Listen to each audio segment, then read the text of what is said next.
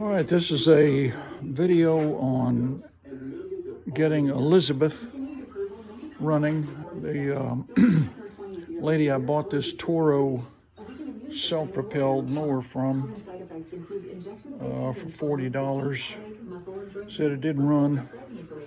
Obviously, it's got an issue with the pull cord. It looks like it is super frayed down to almost nothing over there. And somebody has wound orange duct tape around it. So this thing needs to have the pull cord replaced, and we're gonna see if we can get this mower running again. So we're gonna try and save Elizabeth and turn it into a good mower for somebody. I don't have the bag for it. It is obviously a self-propelled Toro, which these are $300-400 mowers if you buy them today, sometimes more. But let's go to work on this thing and see what we can do. It's first thing we're going to work on is the rewinder. Try and get it off of there and put a new pull cord on it. Let me see if I can get this. Maybe get this camera set up here. This is a tax evasion scheme. It is what illegal immigration is. It is a tax evasion scheme, and it is a way. All right, that's pretty good. Get a leg up while breaking the law. There's two Phillips head screws that holds this vanity cover on. Let me turn off this radio. Hang on. For folks to get jobs, we need employers. I always like to get my daily news from the radio while I'm in here in my garage. It's my little peaceful place. All right, that one's coming out. There's usually a lot of debris down here in these recessed holes, but this one doesn't have too much. You can tell how old this mower is by looking at the code on this metal plate right here. And this mower was made, or I guess released for sale on September the 16th of 2012. All right, so we got one vanity cover screw out, and it's the little short ones. There's long ones and short ones on these older Briggs mowers. This is the short screws.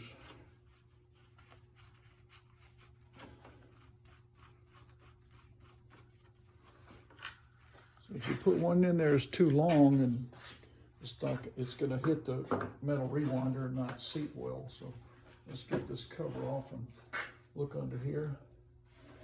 All right, I don't see any critters. Now, to get to the rewinder, believe it or not, you've got to get the gas tank up and away. And to do that, you remove 3 5/16 screws that go into this plate. This is a self-priming carburetor, and the self-priming plastic air vane is locked, and that's probably why she doesn't think it's going to run and doesn't start. I think I squirted some starter fluid in here, and this mower did start, but it's not going to start without the starter fluid. So we've got to address that by correcting this linkage under here. So we'll take a look at that once I go in under here to get the rewinder off. So that'll be a good time to look at it. The spark plug on this mower has been replaced, and it's a Autolite number 458, which is correct. So if you need to go to Walmart and get a spark plug for these old Quantum engines to replace the J19LM or RJ19LM, the Autolite 458 is the one that does that. So let's see if we can get this. Let's see if we can get this thing off. First, I'll use my ratchet to at least get this.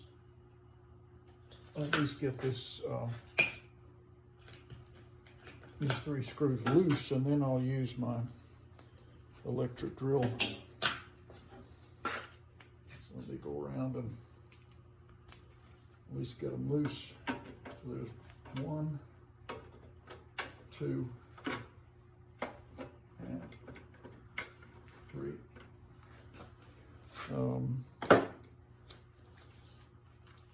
And so now I can use my electric drill to get these out. Let me get I had the wrong thing in there, so it's a 1/4 inch drive with 5/16 socket on the end. And these are going to come out now. 1, 2, 3, and then you get your magnet on a stick that you can get from almost any department store, and grab these 3 so you don't lose them, and put them down there. Now there is a 3/8 head screw that holds this tank on over here, and sometimes it's loose enough to where it'll ease back without having to loosen that. And that appears to be the case here. It's not. I'm going to go ahead and loosen it a little because I don't want that fuel line to pop off over there. Let's see if I can at least get it a little bit loose. Turn a few threads on it.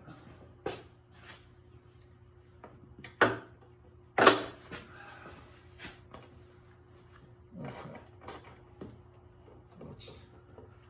That's good.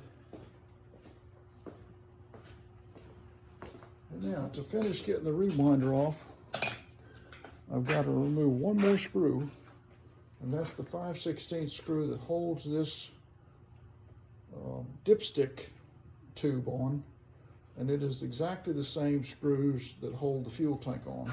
They're little 5/16 screws with shoulders on them. So let me pop this one loose and get it out. And it over here with the others.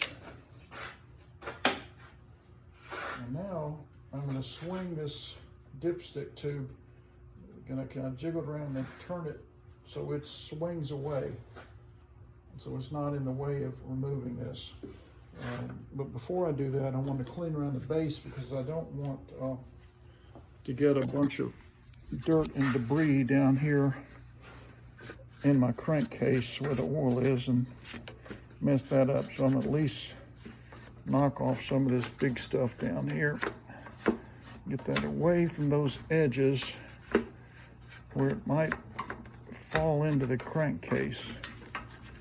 And if I got any big pieces up here, I want to knock those off, okay? So that's a lot better. Now I can swing this out. So I'm going to kind of wiggle it around and knock some of this dirt off too. And by the way, you can see here that the kill switch does work, as I can see when I've got it compressed. This moves real well. It's not frozen, it's not rusted. Then when I release it, there's a slight movement there, and that's where it touches. That means it's working. All right, so now we're back to I'm going to swing the pull up on this dipstick tube and then swing it away. You see that? How it turns away.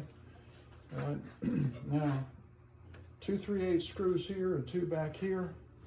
Let's pop those with the ratchet, and then we'll use the drill. First, I need to knock them loose with this. There we go. That's not too bad.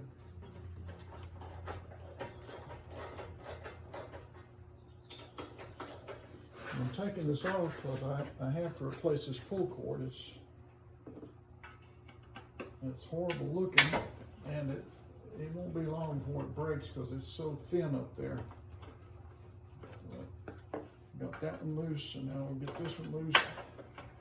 And now I can put my electric drill on here.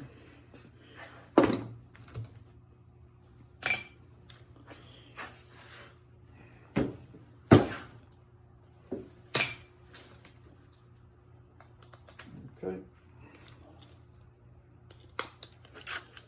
See if I've got enough torque on this thing to get these out. I'm going to get these two in the front off.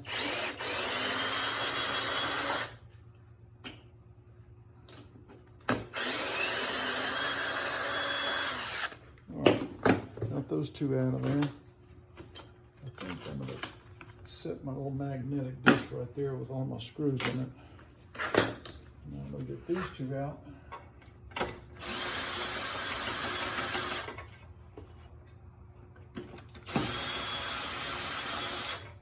And they're not easy to get to, so I'm going to use my magnet on a stick to grab those.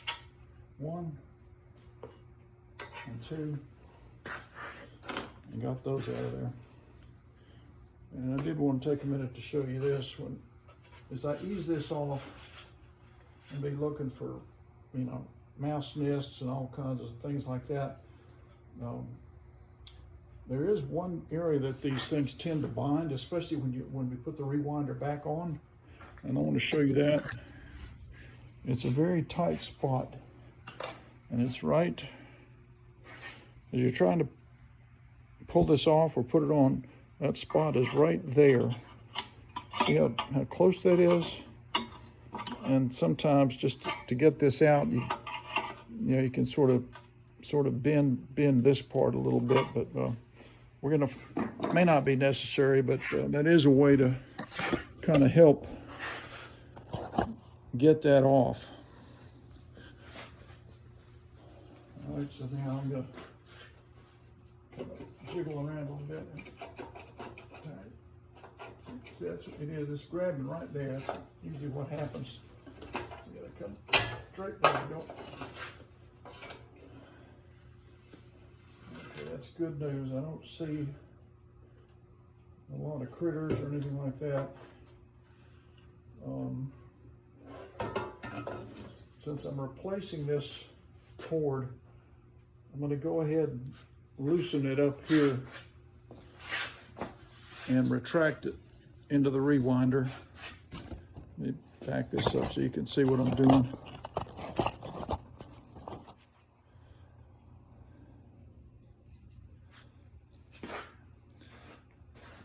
Let's see. Let me just go a little higher with this camera. There we go. So now you can see what I'm working with. This is a 7/16 screw right here to remove this, but I may be able to just pop this cord out of there. So let me try and do that.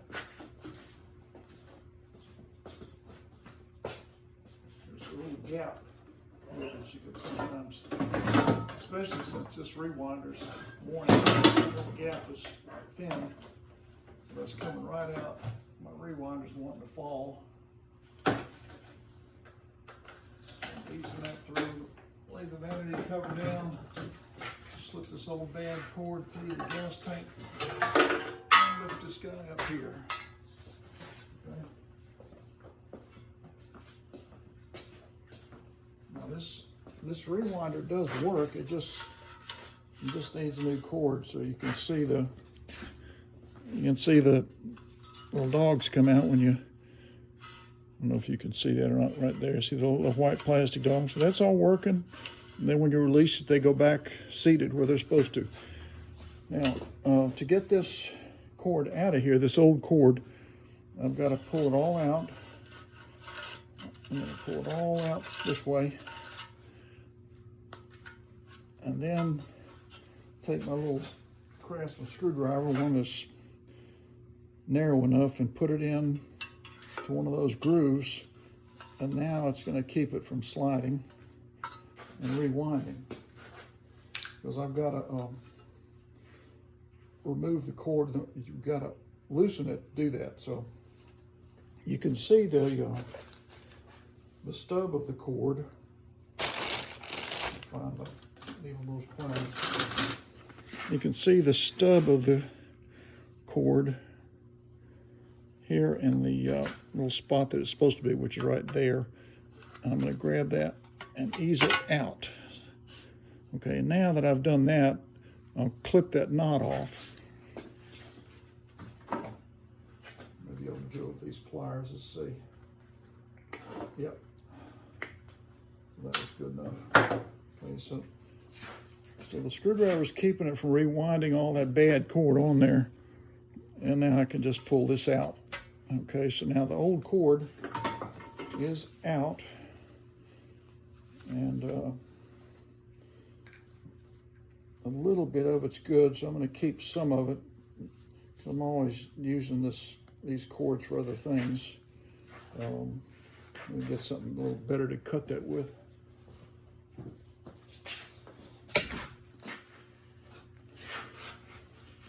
Something that's got a little more oomph in it.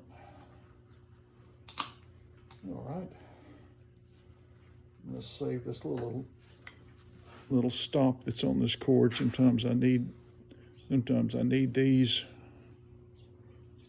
So I'll clip that right there and get that little metal piece off in case I ever need one.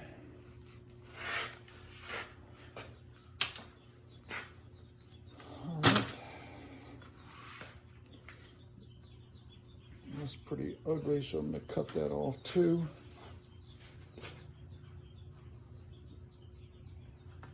Because I'm always using these old pull cords for things because they're pretty strong. That one's not too bad.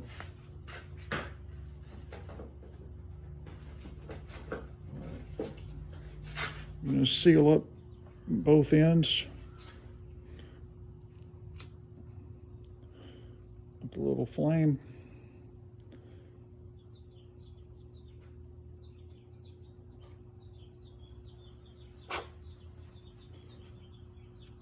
With my gloved hand, I can do that.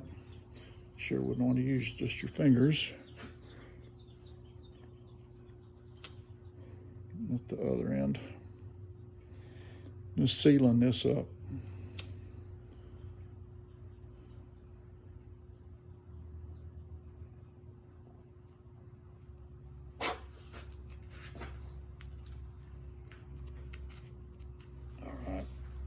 Set this old piece here that's still in pretty decent shape to the side to use for something else. I try not to waste anything. All right. I don't see any signs of animal infestation. While I've got this off, before I start the rewinder, let's look and see why this is binding. I'm going to see if I can move that. That's pretty locked up. So I don't want to force that. I was hoping it would just pop loose, but could be something going on with the carburetor where it's crudted up. So let's go ahead and finish the rewinder. So here we are. Got it all off of there. I've got it wound all the way out. So now I'm going to grab me some new cord. And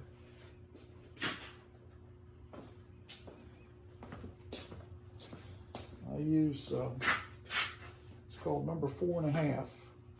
I use True Blue. I buy a big coil of that and use it on all my pull cords for my mowers. The diameter of this rope, by the way, is 9/64. And that's a pretty good size for push mower cord. Now I've already sealed this with my lighter, and then when I get my new cord off, I'll seal the other end. All right. And I've got my handle, the old cord, down there.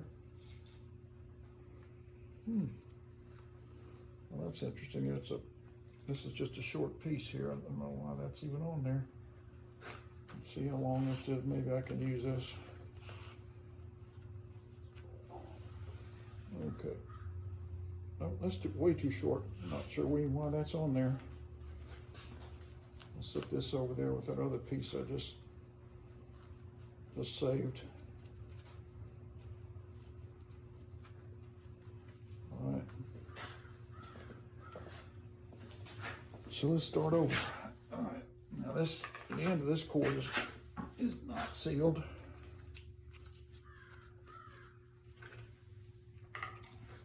So I got my coil on the ground. Oops. And I'm going to go ahead and get my lighter and seal this. You can't have a big stop on the end of this either. You have to kind of trim it a little bit sometimes. Even after you've sealed it, you can trim it with a pocket knife or a pair of scissors or something. But if you grab it quickly with your gloved hand, okay, that should slip through the handle pretty easily. Now, I'm going to wrap this around 2 fingers, 1, 2, and then go all the way up. I'm going to reach as high as I can above my head. I'm 6 feet tall. All right, so that's probably going to be about 9 feet. Okay, now I'm going to reach down, grab the cord, and that'll be the right spot to cut this. When I cut it,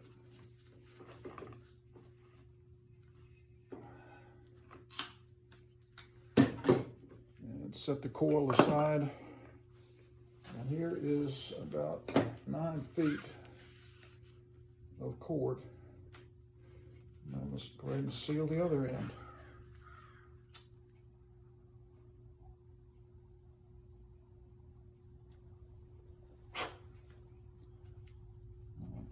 Tim said put a nice smooth end on there. Sometimes it has a little tail. Where is it, my camera? There it is. Sometimes it has a little tail, and I'll cut that off with some scissors.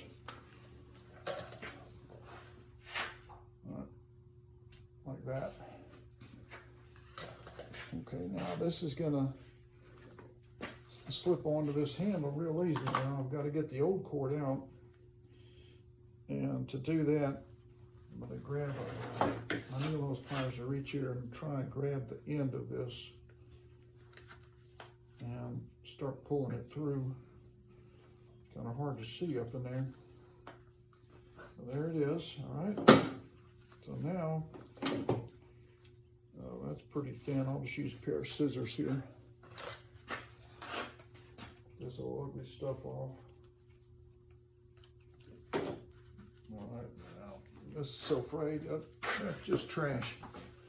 All right, now, so here's my brand new beautiful true blue cord. Oh, it's already got a bend in it, and that's good because I need the bend to go around and come out. Let's see if it'll do it without me having to reach in there and grab it with needle nose pliers or something. There we go, lucky me, yay. Okay, so now I can just tie a knot in here. And that will close up this end of the cord. Okay. And I like to grab it, at least with a pair of pliers, and put another little pull on it, make sure it's nice and tight. All right, and now, so that's in there good. So now we're gonna wind this on. So I'm gonna grab my rewinder and hold this inner part so it doesn't spin loose, and keep it from spinning, because I need to keep that wound and see how tight it is. Okay, I think that's pretty good. Now I've got to get the hole lined up with where it was. I'm going to go and assume that since the old pull cord was working and just ugly and chewed up, it will be the right length. If it's not, then I'll come back and redo all this. Okay, so the spring is wound. And now I'm going to slip this in and watch it come out the little hole here. Let me see if I can, we'll do that together. So I've got my rewinder sitting here like that. I'm going to point with the string. No, I'm not. I'm going to point with this. That's where I want the string to come out. It has to, that little hole. All right, so now I'm going to run it through there and watch to see if it comes out through the little hole there. Okay, it's not. Let me straighten this out a little bit. I'll try again. Sort of like kind of try to fish this in here.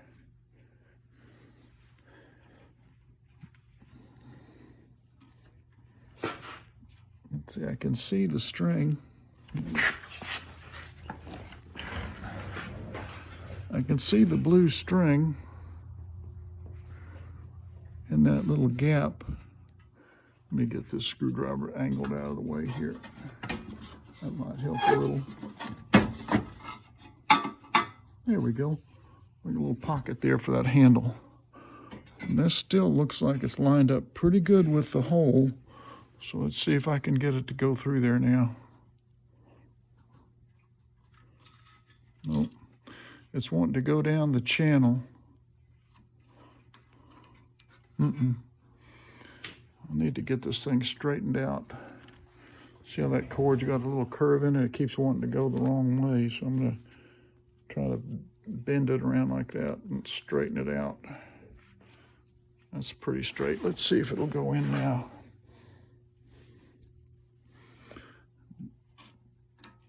There we go. See that? I pulled it out, but had it in there. There we go. Okay, so I'm just going to set that still. And now I'm going to grab my needle nose pliers, wherever they went. There they are. All right, and now I'm going to grab that end and pull it out. And see, the screwdriver's holding that spring tight. And you've got to have the spring tight for it to, suck this rope back on there. So let me set this down now so you saw what I did there. Now I can tie a knot in this. And that's going to go in that little slot there between the two air veins. I'll show you that in a second. Again, I'm going to pull on this with my pliers. Man. All right. So now I pull the cord and the little knot is right there, and I'm going to turn it somewhat so that it'll be a little easier to slip the tail down in there. See? So now it's just kind of curled down there in a little pocket. Okay, so there we go with that. And so now when I grab this rewinder and pull the screwdriver out, I'm holding onto the rope. I wrap it around my finger a couple of times. Pull that out. And now I'm going to let the spring take it up. Just feed this rope in there. All right, and so there you go. Looking good. A nice, pretty new rope on there. Okay, so back to our mower. Now, before we do that, let's take a break and then we'll come back and look at that carburetor.